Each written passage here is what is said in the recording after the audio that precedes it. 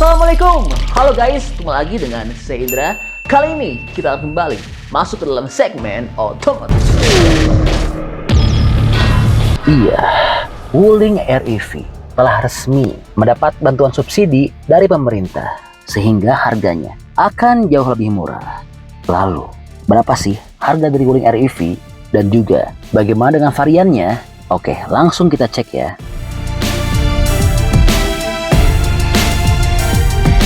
Pertama, sebagai informasi, Wuling REV dapat dijadikan pilihan menarik untuk teman-teman yang berencana membeli mobil listrik murni alias Battery Electric Vehicle atau BEV.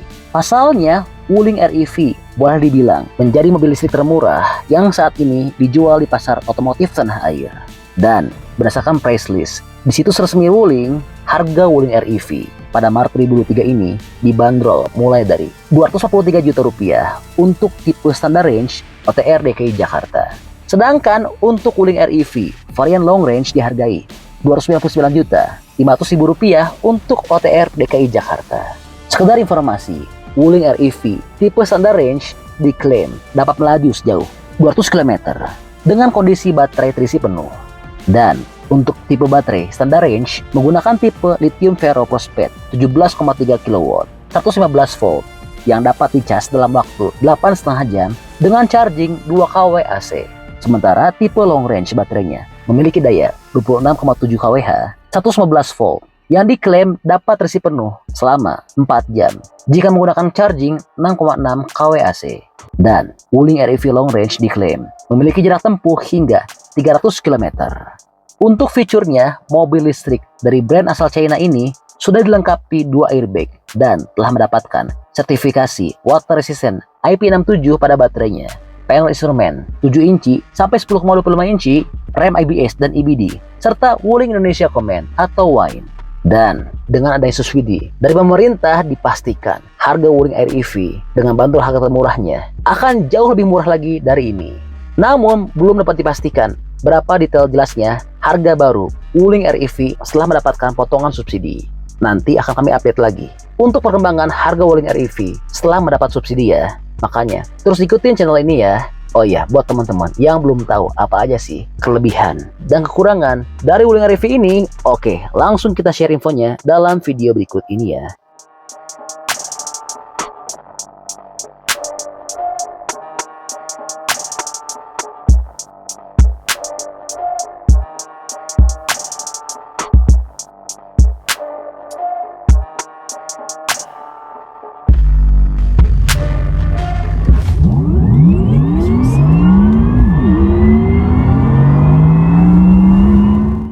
Pertama, bicara soal material, kepraktisan, dan teknologi.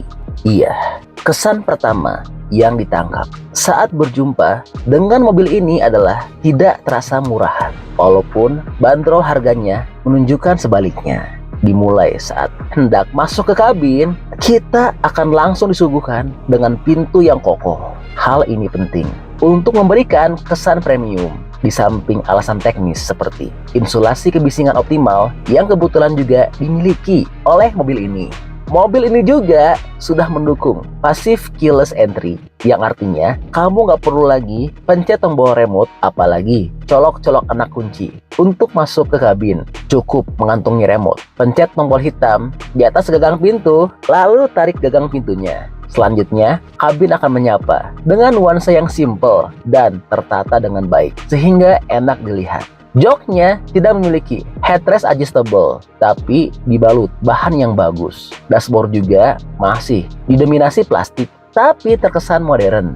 Hal ini mungkin karena adanya 2 layar besar yang berdiri di atasnya. Layar sebelah kanan berfungsi sebagai instrumen cluster, sedangkan yang kiri untuk head unit.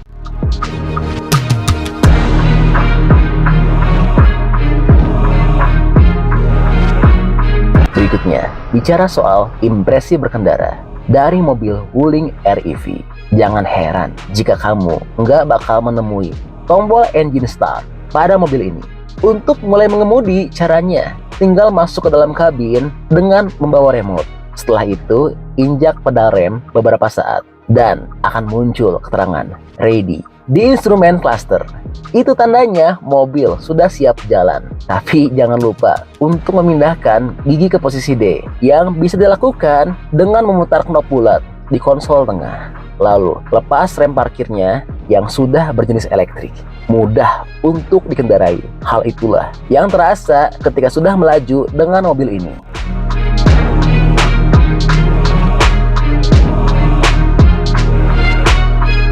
Dan bicara visitabilitas. Visitabilitas ke depan sangat luas karena dashboardnya tergolong rendah. Kap mesin mobil ini yang sangat pendek juga berkontribusi terhadap hal itu.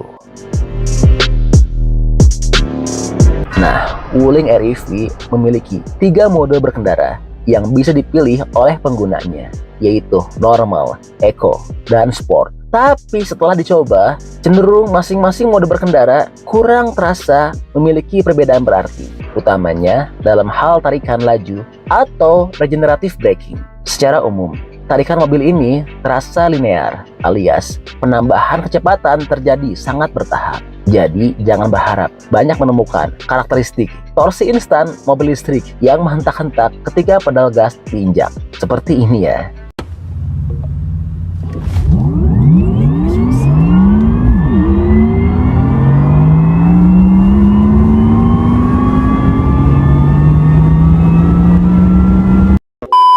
Namun performa yang kalem itu rasanya sesuai dengan konsep Wuling REV yang sebatas mobil listrik perkotaan. Kalau bicara penggunaan dalam kota, artinya mobil ini punya habitat di tengah kemacetan, jalanan sempit, hingga tempat parkir yang terbatas. Semua itu sebenarnya sudah terjawab dengan dimensinya yang memiliki panjang nggak sampai 3 meter dan lebar hanya sekitar 1,5 meter. Ditambah lagi dengan radius putar yang kecil 4,3 meter. Terbukti mobil ini dapat melakukan U-turn dengan baik. Mobil bisa langsung berbalik arah tanpa harus mengalami koreksi putaran.